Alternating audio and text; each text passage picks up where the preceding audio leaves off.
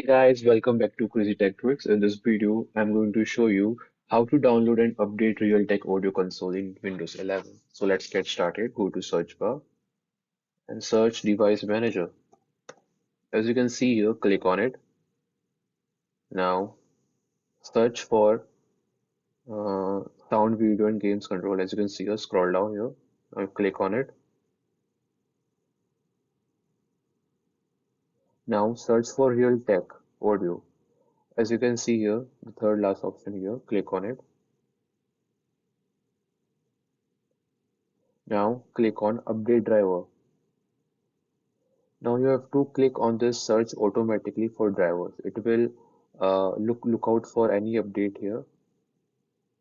So guys, this was the easiest method. Now I will give you another option how to uh, download the update from the website, official website. Go to Chrome and I will provide this link in description box. From here you can download the latest driver for your Windows 11. So guys, this was the easiest tutorial to how to update your Realtek audio console.